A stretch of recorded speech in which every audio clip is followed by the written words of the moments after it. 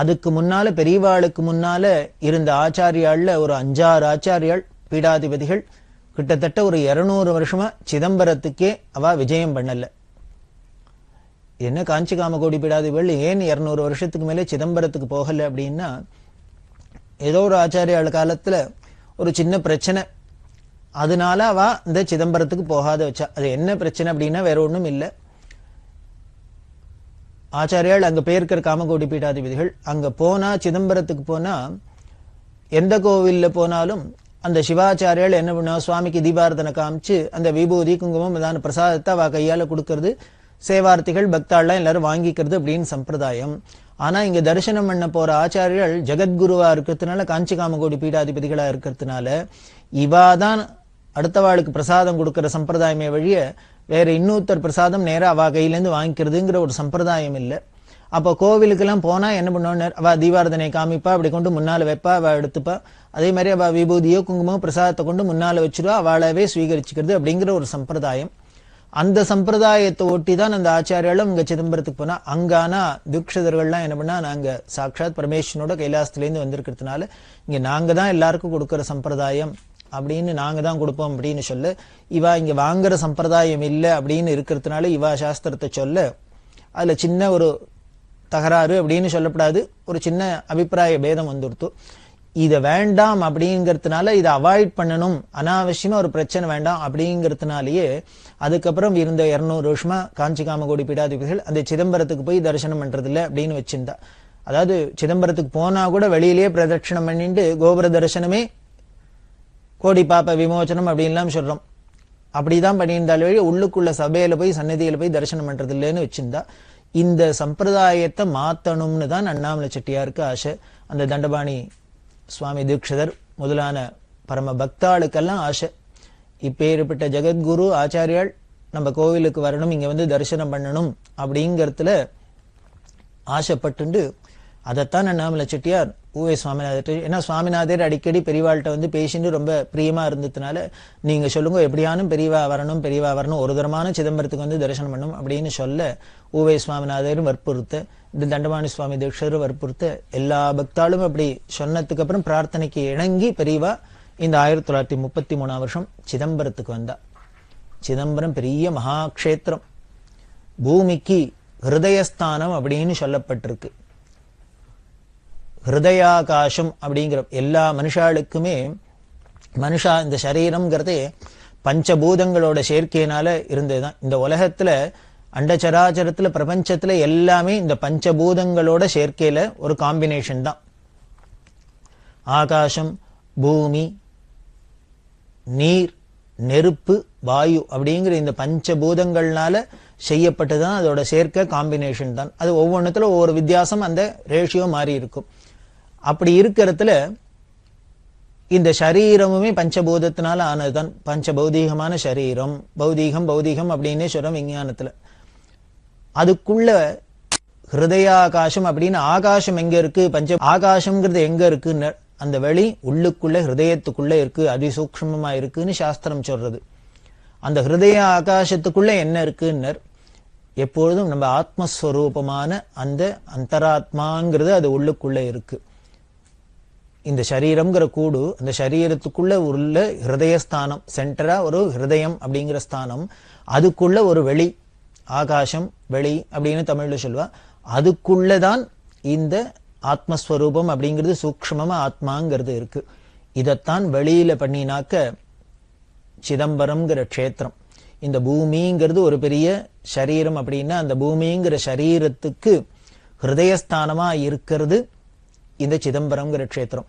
முன்னாலேயே பார்த்திருக்கோம், காஞ்சிங்கிறது நாபிஸ்தானம் அப்படின்னு. ஒரு ஆள் இருந்தாக்க அவருக்கு காலு, கை, வயிறு, ஹிருதயம், கண்ணு, மூக்கு எல்லாம் இருக்குமே.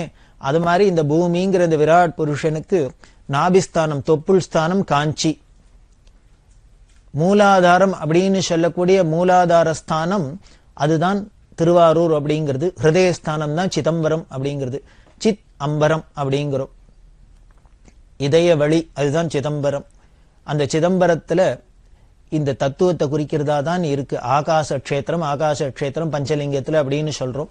அந்த பஞ்சலிங்கத்துல அந்த சென்டர்ல எப்படி நமக்கு உள்ளுக்குள்ள ஆத்மா இருக்கோ அதே மாதிரி அந்த சென்டர்ல நடுப்புற சபையில சாட்சாத் ஆனந்த ஸ்வரூபமா, ஆத்மஸ்வரூபமா நடராஜங்கிற மூர்த்தி இருக்கு. இந்த நடராஜ மூர்த்தியோட தத்துவமே, அந்த கோலமே ரொம்ப பெரிய தத்துவமயமானது.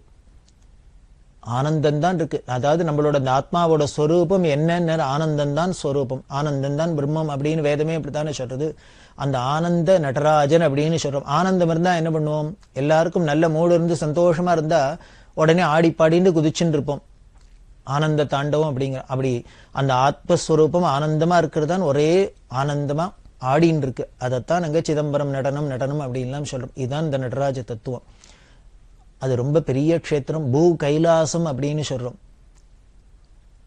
பரமேஸ்வரன் இருக்கிறது ஒரிஜினல் கைலாசம் எங்க இருக்கு, அதே மாதிரி இங்க பூமியில இருக்கிற கைலாசம் இந்த சிதம்பரம் அப்படின்னு சொல்றோம்.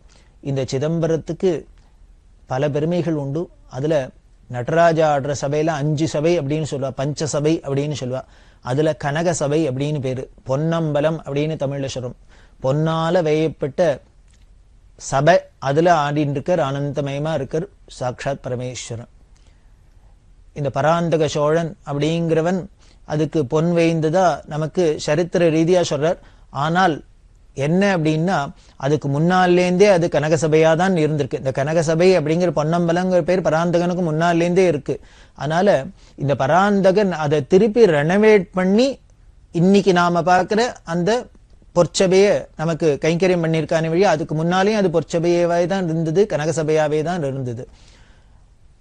அப்படி பல ராஜாக்கள்லாம் அங்க கைங்கரியம் பண்ணியிருக்கா, சோழ ராஜாக்கள்லாம்.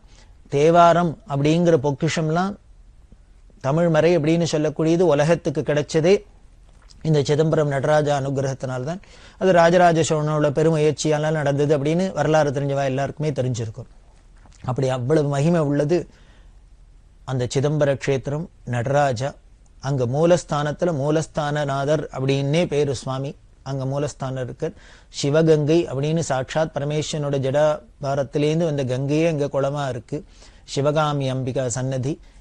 இப்படி எல்லாம் நிறைஞ்ச உயர்ந்த பூகைலாசமான இந்த சிதம்பரத்துல பெரிய ஆனந்தமா தரிசனம் பண்ணா. அந்த சிதம்பரத்துக்கு போயிட்டா இவாளோட வற்புறுத்தெல்லாம் ஆசையெல்லாம் பட்டதுனால பெரியவாளுக்குமே ரொம்ப ஆசை போகணும்னு போயிட்டா. முன்னால ஒரு ஊர்ல தங்கி இருக்கா. அப்புறம் கார்த்தால ஏந்துன்னு தான் இவ சிதம்பரத்துக்கு போறா. எல்லாரும் சொல்லிண்டா 200 வருஷத்துக்கு அப்புறம் காமகோடி பீடாதிபதிகள் வரதுனால ரொம்ப பெரிய வரவேற்பு கொடுக்கணும் அப்படின்னு எல்லாம் ரொம்ப விமர்சையா ஏற்பாடு பண்ணியிருந்தா. அதனால ஊருக்கு 5-6 கிலோமீட்டர் முன்னால ஒரு இடத்துல பெரியவா தங்கிண்டு மறுநாளைக்கு பொழுது விடிஞ்சோன்னு பட்னம் பிரவேசமா மேளதாளத்தோட சிதம்பரத்துக்குள்ள பிரவேசம் பண்ணி நடராஜ தரிசனம் பண்ணணும் அப்படின்னு தான் ஏற்பாடு ஆயிருந்தது. ஆனா என்ன பண்ணிட்டா பெரியவா, ராத்திரி அங்க போய் முதல் கேம்ப்ல இருக்கிறதே தங்கிட்ட கைங்கரியம் பண்ணிவிட்டு சொன்னா, கார்த்தால நான் உன்னை எழுப்புவேன், என்னோட வரணும், மடி வஸ்திரம் மட்டும் எடுத்துட்டு நேரம் வரணும் அப்படின்னு. வேற ஒத்துட்டையும் சொல்லல. இந்த கூட கைங்கரியம் பண்ண ஒருத்தர் பெரியவாளோட மடி வஸ்திரத்தை எடுத்துட்டார். விடிகாரத்துல 3 மணி வாக்குல இருக்கும். ஏந்துண்டா பெரியவா அங்கேருந்து கிடுகிடுகிடுன்னு நடந்து சிதம்பரத்துக்கு வந்துட்டா. ஊரே நிசப்தமா இருக்கு. அந்த நடராஜா கோவில்ல பெரிய கதவு இருக்கும், அதுல திட்டி கதவு அப்படின்னு சொல்லுவா, சின்னதா ஒரு கதவு இருக்கும். அந்த கதவை திறந்துதான் அந்த கோவில்ல வேலை பார்க்கிறவாள்லாம் உள்ள போயிட்டு வரதுக்காக அதை வச்சிருப்பா. அந்த திட்டி கதவை திறந்துன்னு இவ உள்ளுக்குள்ள போனா, சிவகங்கையில ஸ்நானம் பண்ணினா, வஸ்திரத்தை மாத்தினா, விபூதி ருத்ராட்சதாரணம் எல்லாம் பண்ணிட்டா. நேர சபையில போய் கனக சபையில போய் நடராஜாவை தரிசனம் பண்ணிட்டு இருக்கா. இது யாருக்குமே தெரியாது. அந்த வடிகார்த்தால வேளையில சுவாமிக்கு பிரபோதம் பண்ணி பால் நைவேத்தியம் எல்லாம் பண்ணி எல்லாம் பண்ணிட்டு இருப்பா இல்லையா, அந்த பூஜையில ரொம்ப அதிகமா கூட்டம் இருக்காது. அந்த தீட்சிதர் பண்ணிட்டு இருக்கார், பண்ணிவிட்டு தீபாராதனை காமிச்சிட்டு இப்படி திரும்பினா அவருக்கு ஷாக்கா எடுத்து கைகாலெல்லாம் வெளவெளுத்து போயிடுத்து. என்னன்னா, சர்வாங்க விபூதி ருத்ராட்சத்தோட சாட்சாத் நடராஜா உள்ள இருக்காரா, இங்க வெளியில எய்தாப்புல தரிசனம் பண்ணிட்டு இருக்காரா அப்படின்னு தெரியாத அளவுக்கு அப்படியே திகைச்சு போயிட்டார் பெரியவாளை பார்த்து. அவர் உடனே வடவடத்து போய் எல்லாரையும் கூப்பிட்டு, பெரியவா அப்படி வந்துட்டா, நம்ம இந்த ஏற்பாடெல்லாம் பண்ணி வச்சிருக்கு, பெரியவாளை இப்படி ராஜ உபச்சாரத்தோட உள்ள அழிச்சுன்னு வரணும்னு, பெரியவா அப்படி சத்தம் போடாத வந்துட்டாளே அப்படின்ட்டு அவர் எல்லாம் வருத்தப்பட்டு எல்லாம் நமஸ்காரம் பண்ண. பெரியவா உடனே சொன்னா, இல்ல நீங்க எல்லாம் ஏற்பாடு பண்ணிருக்கேன்னு தெரியும், அப்படிதான் வரணும்னு நினைச்சிருந்தேன். ஆனா ராத்திரி வந்துட்டோம், இப்பேற்பட்ட க்ஷேத்திரத்துக்கு வந்துட்டு உடனே நடராஜாவை தரிசனம் பண்ணாத என்னால இருக்க முடியல, மனசு தாங்கல, கேட்கல. அதனால உடனே வந்து தரிசனம் பண்ணணுங்கிறதுக்காக தான் நானாவே வந்தேன். இப்ப அதனால ஒன்னும் குறைஞ்சு போயிடாது, நான் திருப்பி போறேன் என்னோட கேம்புக்கு போனோம்னா, அப்புறம் நீங்க எப்படி எல்லாம் உபச்சாரம் பண்ணி எப்படி எல்லாம் சம்பிரதாயமா வச்சு நிக்கலோ அதுபடியும் இன்னொரு தடவை வந்து தரிசனம் பண்றேன்.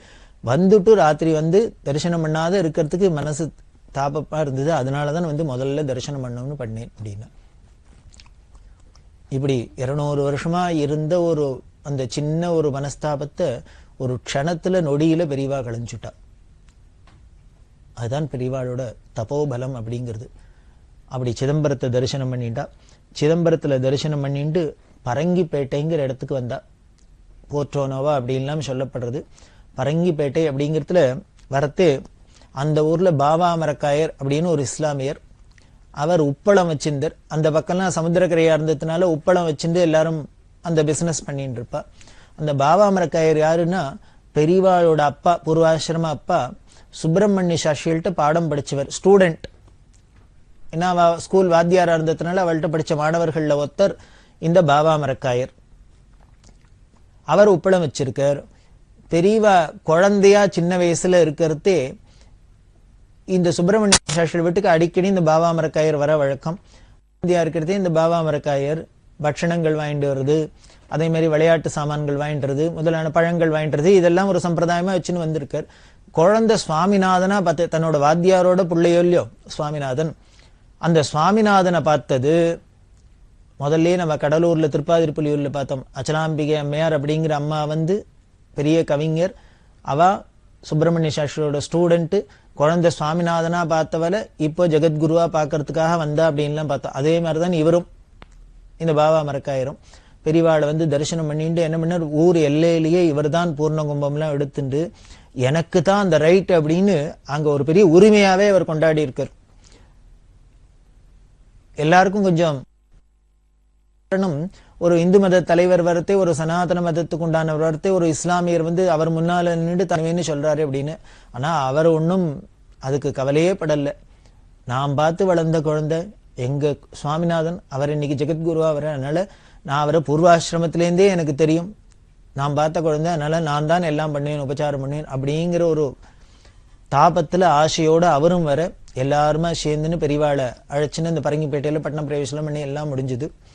அந்த பாபா மரக்காயர் சொன்னார், உப்பளம் இருக்கு என்னோடது, அந்த உப்பளம் முழுக்கலும் பெரியவா பாதம் படணும், அதுக்காக அவசியம் எனக்கு வரணும் அப்படின்னு.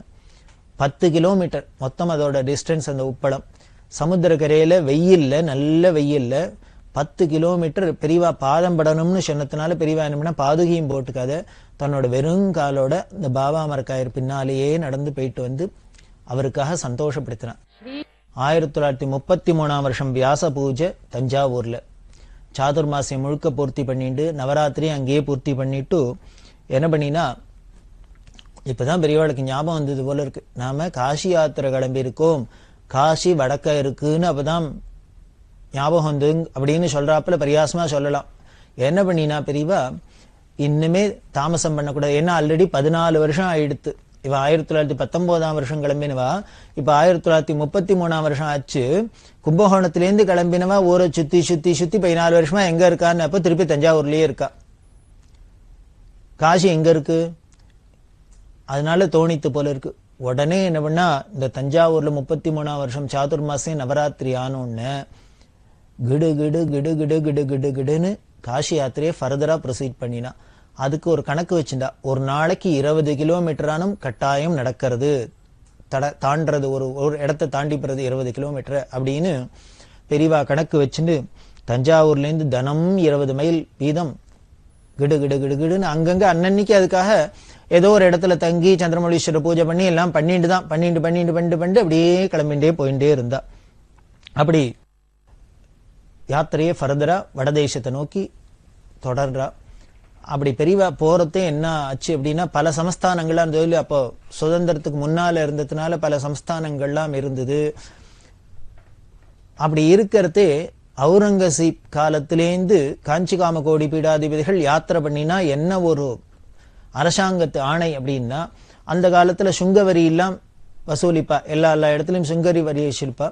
அவுரங்கசீப் காலத்திலேருந்து ஒரு ஆணை, காஞ்சி காமகோடி பீடாதிபதிகள் யாத்திரை பண்ணினா மட்டும் நாட்டுல எந்த இடத்துலயும் சுங்கவரி வசூல் பண்ணக்கூடாது அப்படின்னு.